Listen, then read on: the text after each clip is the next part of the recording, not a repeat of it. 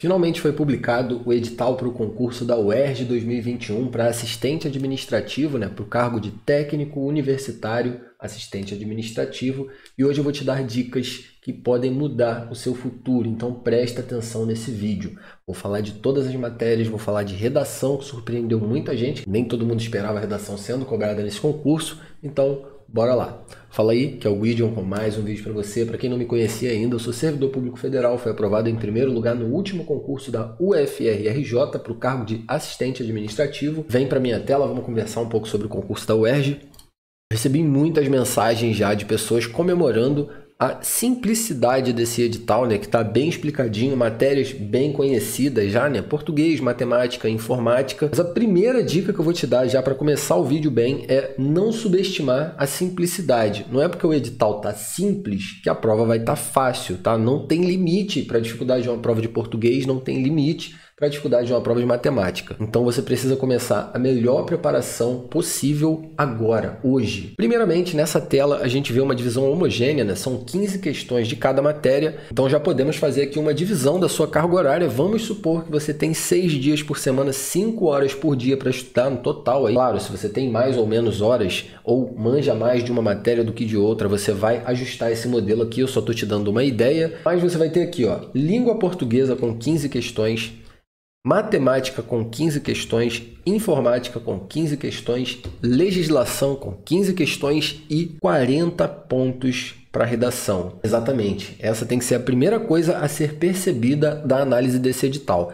Por mais que você nunca tenha visto aí a legislação específica e tenha deficiência em matemática e não manje nada de informática e fique desesperado com isso, se você não fizer uma baita de uma redação, você não vai ser servidor da UERJ. Escuta o que eu estou te falando. Isso daqui vai definir a sua aprovação ou reprovação nesse concurso. Isso porque, somadas todas as disciplinas da sua prova objetiva, você vai totalizar 60 pontos e só a sua redação vale 40 pontos. E é possível você conquistar esses 40 pontos, tá? Em quase 3 meses até a prova é bastante plausível você se preparar para a redação, principalmente se você é uma pessoa antenada nas notícias, sabe o que está se passando, não está alienado ali, vai ter que correr atrás de atualidade, saber como é que está a política, como é que está a tecnologia, etc. Se você tem noção do que está se passando no mundo, pode ter certeza que você já sai na frente de muita gente, porque eu recebo mensagem de várias pessoas desesperadas, procurando cursos de atualidade e tudo mais, porque simplesmente não vem notícias, Infelizmente já faz parte da nossa realidade, a galera ficar em redes sociais aí consumindo conteúdos não tão úteis, mas vamos voltar para o foco aqui. Bom, considerando que você tenha 30 horas por semana para estudar, um modelo padrão seria você dedicar 12 horas de estudo à redação,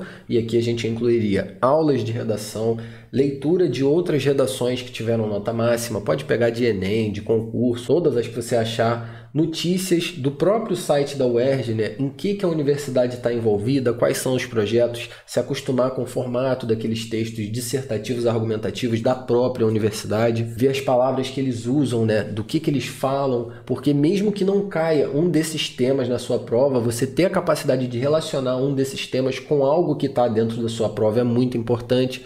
Consumir notícias também para saber o que está se passando, correr atrás do prejuízo se você não sabe o que rolou esse ano passado, principalmente porque essas questões de saúde pública roubaram os holofotes aí, e as outras coisas que aconteceram, porque o mundo não parou, a vida não parou, mas as outras coisas ficaram meio que ofuscadas, com certeza. Então a preparação para uma boa redação engloba tudo isso e, claro, produção de texto. E eu vou aproveitar para te dar uma dica de ouro aqui, baseada num erro de preparação que eu passei, que eu vivi, na época que eu estava prestando um concurso para o TRF2, foi o primeiro concurso com redação que eu fiz na minha vida. Eu me preparei para redação, eu estava bem de conteúdo, de notícias e tudo mais, só que eu pequei em uma coisa: escrever dói e demora. Eu não fazia ideia de quanto tempo eu levava para produzir um texto, contando ali a parte de ter a ideia, elaborar o meu rascunho e depois passar para a versão final. Eu não fazia ideia e eu não sabia quanto que a mão doía para fazer isso. Isso porque quando eu produzia meus textos durante a preparação para esse concurso, eu só produzia a versão definitiva. Eu não fazia o rascunho primeiro e depois a versão final. E outra, eu não fazia isso durante uma prova, porque durante a prova você vai rabiscar, você vai fazer conta, Tinha questões lá de raciocínio lógico, eu tive que escrever bastante e tal. Conclusão, eu tinha ideias, eu tinha conteúdo, eu sabia o que eu ia colocar no papel e eu não consegui, não deu tempo de terminar a minha redação. Então anota aí, você precisa escrever a partir de hoje se você quiser passar nesse concurso. Ah, hoje eu estou me preparando, juntando material, vou assinar curso, isso, aquilo, beleza, beleza. Amanhã você já faz uma redação.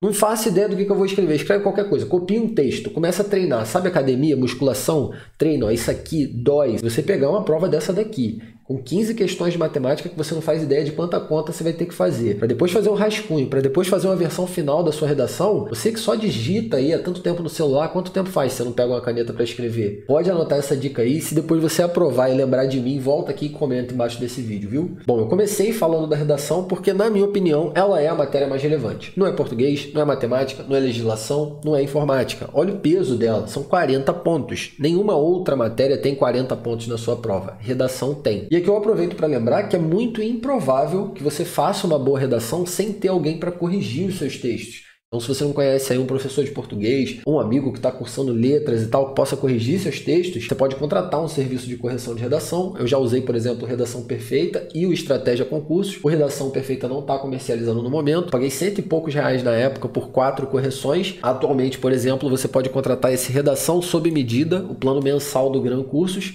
que corrige 4 textos por mês. Você pode contratar mais de um mês, você pode deixar para o final, né, as correções, produzir textos por enquanto só para colocar a informação no papel mesmo e você mesmo ir dando um formato ali, melhorando o que você perceber que dá para melhorar. Mas esse tipo de correção aqui é muito bacana. Eles corrigem seu texto e te mandam um PDF de volta com a nota e pontuado ali em cada trecho, o que você errou. Aqui, erro de português. Aqui, você não deu recuo do parágrafo. Aqui, fugiu do tema, etc. Vem tudo ali direitinho. Então, super recomendo que você procure alguém para corrigir suas redações, né? Caso você não tenha ninguém próximo, Gran Cursos, Estratégia, né? Pode ir sem medo. Bom, vamos dar uma olhada no conteúdo programático aqui agora. E no final do vídeo, eu vou deixar um bônus aí, que é uma dica absurda para redação, que essa parte do vídeo vai ser tipo uma aula. Você pode assistir agora também, reassistir depois. É uma técnica que eu usei quando eu tinha muita dificuldade para fazer redação, para entender, né, o que eu precisava fazer. Foi na época que eu prestava vestibular, né? Passei para computação e depois para administração pública, né? Fiz ótimas redações. E é uma técnica bem visual, facilita muito para a pessoa entender de verdade. Então, está interessado nesse tema, fica até o final. Bom, e concluindo aqui o raciocínio sobre a quantidade base de horas para dedicar a cada disciplina nesse concurso, eu dedicaria 4 horas e meia a cada uma das disciplinas restantes, isso como base, como padrão. Se você é melhor em português, você pode tirar um pouco dessa carga horária e jogar para matemática. Se você está bem em português e matemática, mas nunca viu legislação, não faz ideia, aumenta a carga horária de legislação. E não necessariamente o seu primeiro planejamento é o que vai valer ao longo de toda a sua preparação. Eu expliquei isso no vídeo sobre planejamento de estudos que está aparecendo aí no card e também está aqui na descrição, quando eu falava justamente da importância do replanejamento, né? Você replanejar ao longo dos seus estudos, porque quando você começa a estudar, você precisa de muito conteúdo, você não tem nenhum conteúdo. Depois de assistir a aula, ler textos, você precisa fazer o quê? Resolver questões, ou seja, aplicar o que você aprendeu, para você entender se você está evoluindo ou não. Então você reduziria a carga horária de conteúdo e aumentaria ali a tua carga horária de resolução de questões. Mais adiante nos estudos, você já não tem mais tanta coisa para ver, né? Já fechou o edital ali praticamente, então você precisa aumentar a sua carga horária de quê? De revisão. Então esse replanejamento constante ele é muito importante na nossa preparação para concursos públicos. Então uma divisão de acordo com a importância no edital, já que não há pesos diferentes, etc., ficaria assim, mas isso daqui muda de acordo com a sua disponibilidade de tempo e com o seu desempenho em cada uma dessas matérias, né? Sua necessidade, o que você precisa mais? É português? É redação? É informática? É legislação? Isso é algo bem particular, eu estou te dando um norte aqui.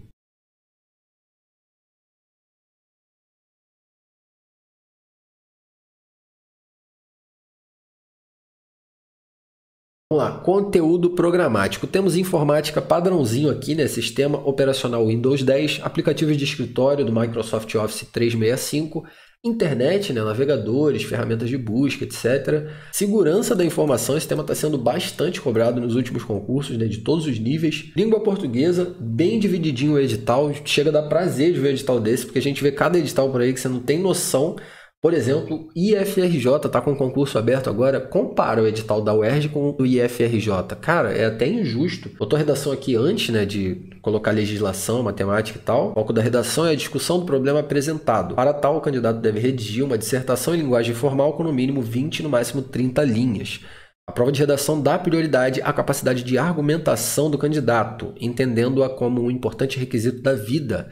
quer pela articulação de informações e ideias, quer pelo exercício de recursos expositivos e persuasivos da linguagem. Aparenta que eles vão pontuar menos erro de português e muito mais sua capacidade de argumentação, de articulação de ideias, etc. E isso é uma coisa bem interessante relacionada à redação de concursos, né? Cada concurso vai ter o teu formato de cobrança ali. Alguns concursos dão mais ênfase à estrutura, outros dão mais ênfase à linguagem, outros dão mais ênfase à capacidade de argumentação, como parece ser o caso desse. Isso é levado em consideração, por exemplo, nesses cursos de correção aí. Tem inclusive pacotes específicos para concurso. Se eu achar algum da UERJ, eu acho que no Estratégia deve ter. Eu deixo o link aí na descrição e no comentário fixado. Legislação. Direito administrativo. Do processo administrativo, né? A Lei 5427 aí. Servidores públicos, Estatuto dos Servidores do Estado do Rio de Janeiro. Plano de cargos e carreiras da UERJ, bem enxuto. Direito administrativo, eu diria que decoreba essa prova, tá? De constitucional, por exemplo, ele pede alguns tópicos da Constituição, né? Preâmbulo dos princípios fundamentais, dos direitos e garantias, dos direitos e deveres individuais e coletivos, direitos sociais, administração pública, disposições gerais e dos servidores públicos. Isso quer dizer que ele quer que você leia e que provavelmente a letra da lei vai estar na sua prova. Então você vai ler isso uma vez, 2 vezes, 3 vezes, 5 vezes, 10 vezes, até o olho sangrar, enxuga o sangue, resolve algumas questões e depois volta a ler. É assim que se estuda a lei seca. Se você não sabia, já deixa um like aí. Como que eu fiz, por exemplo, quando eu passei no concurso da Rural, falei isso lá no vídeo sobre a minha aprovação, né? Vai estar aparecendo aí no card. Eu ouvia o áudio da Constituição no banheiro, no carro, toda hora que eu não estava estudando, eu estava estudando, né? Que além de ler várias vezes, marcar, ler de novo, ler marcado, ler desmarcado, eu ouvia o áudio da Constituição, resolvia muitas questões. Então, quando eu olhava para uma frase que eu começava a ler, eu já sabia o que viria depois. E se a banca trocasse uma palavra, eu conseguia detectar. Só se chega nesse nível através da repetição, não tem outra forma. Nesse ponto eu quero ressaltar uma coisa, inclusive. Esse edital, por ser bem simples, né, ele permite que você estude até sem um curso preparatório, porque tópico por tópico você encontra na internet todas as matérias desse edital aqui, muito provavelmente. Legislação você baixa, né? Todas essas leis aqui você vai ter acesso aí gratuitamente. Matemática no YouTube, né? De vários canais diferentes, você vai achar essas matérias, vai conseguir estudar ali numa ordem, coisa e tal. Porém, qual é a vantagem do curso preparatório? Primeiro, te poupa tempo, porque já vai estar tudo lá na ordem, é só você abrir e estudar. Segundo, que, por exemplo, em português, na interpretação de texto, você vai ter lá questões da mesma banca, outros concursos, e o professor falando para você, olha, essa banca gosta de cobrar assim, até para gramática, né? Funciona dessa forma também. Parte de legislação, o cursinho normalmente põe esquemas, né? Quadro, planilha, mnemônico, várias coisas que otimizam esse processo de memorização. Então, na minha humilde opinião, não que seja impossível aprovar sem cursinho num concurso desse daqui, mas pelo prazo, né, o curso ajuda muito porque ele te poupa tempo e otimiza o processo de aprendizado. E fazendo uma analogia boba aqui, seria tipo tu apertar um parafuso com a faca de ponta, sabe? Se você tá com a ferramenta errada, você vai conseguir fazer, mas talvez demore mais. Ou seja, é possível que você chegue no resultado, só que vai te tomar mais tempo. Vamos lá, matemática, cara, aqui eu quero te dar algumas dicas baseadas no seguinte: eu sei que muita gente tem medo de matemática e eu sei que muita gente tem deficiência em matemática. Então o que eu quero falar para você? Você vai clicar no curso, você vai abrir lá a parte de matemática e você vai ver a ordem que o professor coloca. Por quê? Aquela ordem ali é a didática perfeita. Matemática a gente tem que imaginar tipo assim, a construção de um prédio. Você não consegue construir o segundo andar antes de construir o primeiro. Você não consegue fazer o sétimo antes do terceiro. Existe uma ordem lógica para as coisas acontecerem. E matemática é uma disciplina totalmente interdependente de conceitos que você tem que aprender antes. Então, se você ficou devendo aí uma tabuada lá atrás, uma operação de divisão básica, você não vai aprender juros. Não adianta, você vai tentar e você vai falhar miseravelmente. Então, a minha recomendação para quem vai estudar matemática e tem medo de matemática e tudo mais é: respeite a sua limitação. Você sabe que você tem um problema lá atrás? Volta de lá de trás. Ah, eu não sei somar e subtrair, vou deixar isso para lá e vou tentar aprender a equação. Não vai conseguir. Volta do básico, com calma, com paciência. Muito mais vale você aprender 6 tópicos desse daqui, mas de fato conseguir acertar as questões, do que ficar batendo cabeça, se estressando, se frustrando, tentando aprender conceitos que precisam daquela parte anterior. E isso vale para a hora da prova. Matemática e raciocínio lógico são as matérias campeãs em te tomar tempo. Você fica ali batendo cabeça naquela questão, parado, travado. Não faz isso, resolve o que você conseguir resolver e depois você volta, entendeu? Você só não pode zerar em nenhuma disciplina e no total da prova você tem que ter 60% dos pontos.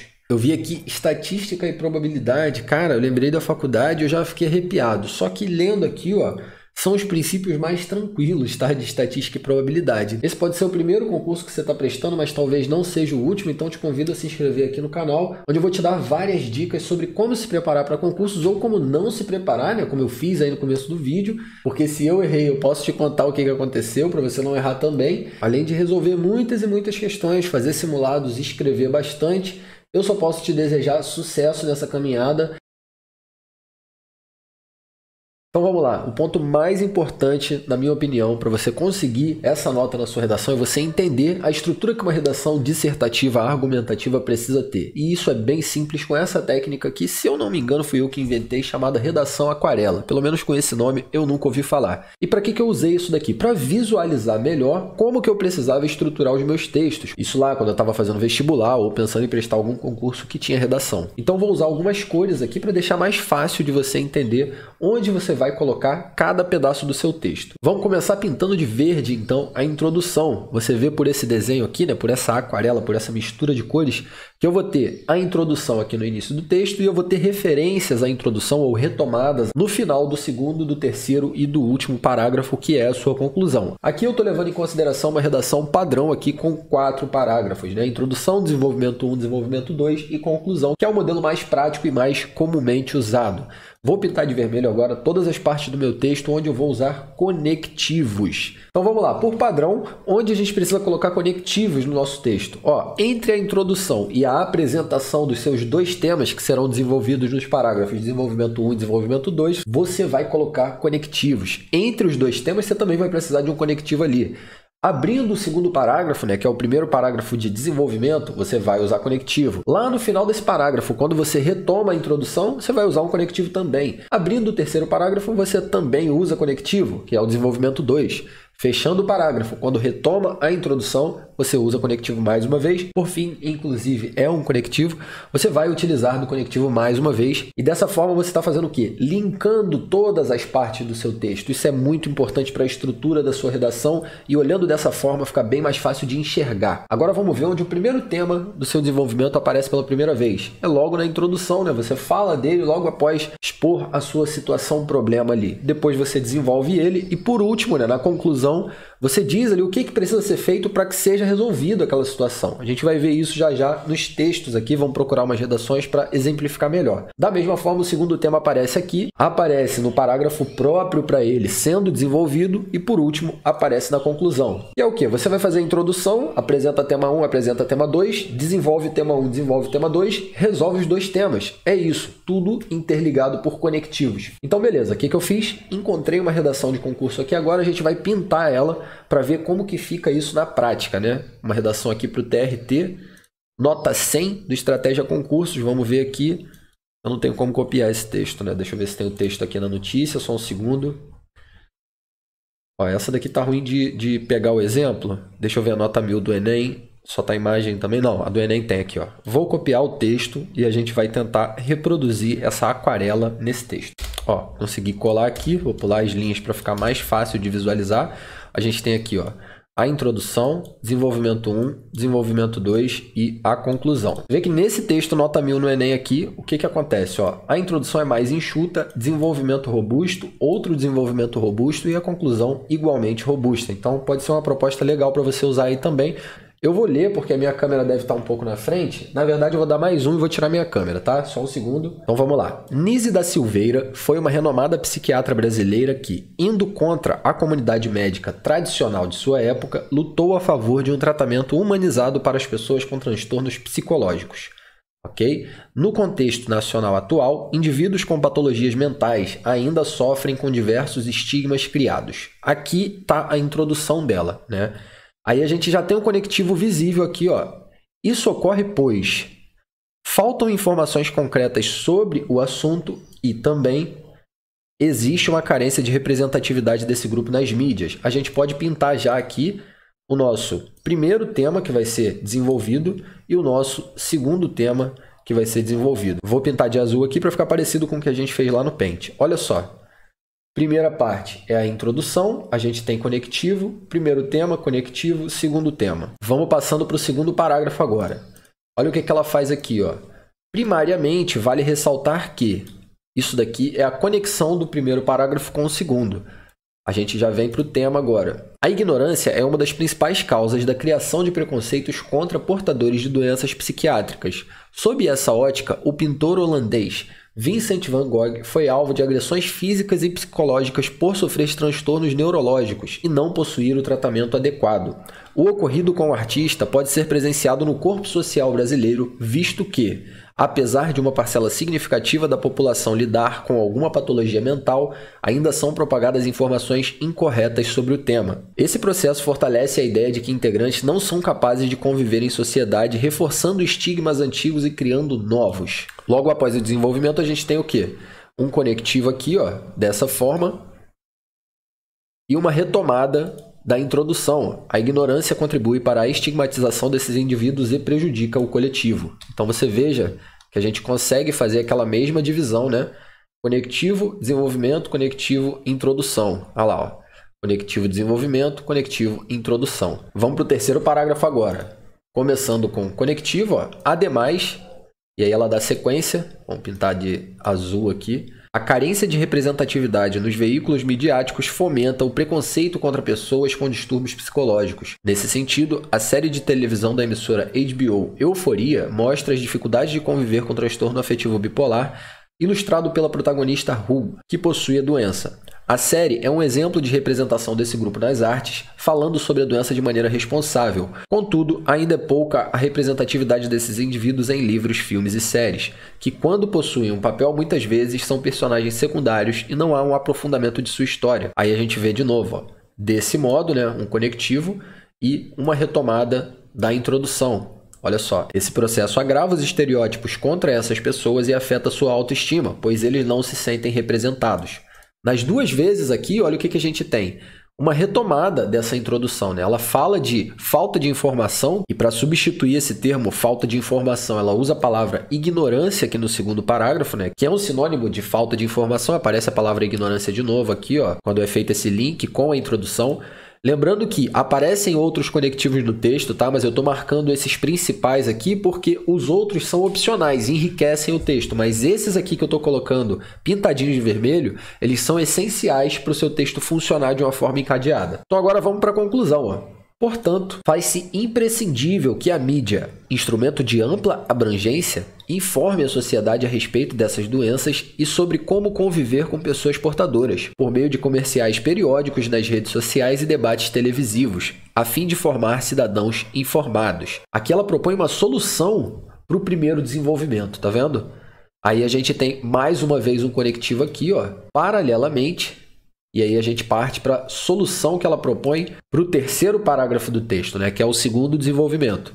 O Estado, principal promotor da harmonia social, deve promover a representatividade de pessoas com transtornos mentais nas artes por intermédio de incentivos monetários para produzir obras sobre o tema, com o fato de amenizar o problema. Aqui eu acho que a palavra era para ser fito, né? Tipo objetivo. Mais uma vez aqui uma conexão, assim, poderia ser dessa forma, deste modo, né? Algum outro de finalização, você consegue encontrar vários aí em cursos até gratuitos do YouTube mesmo.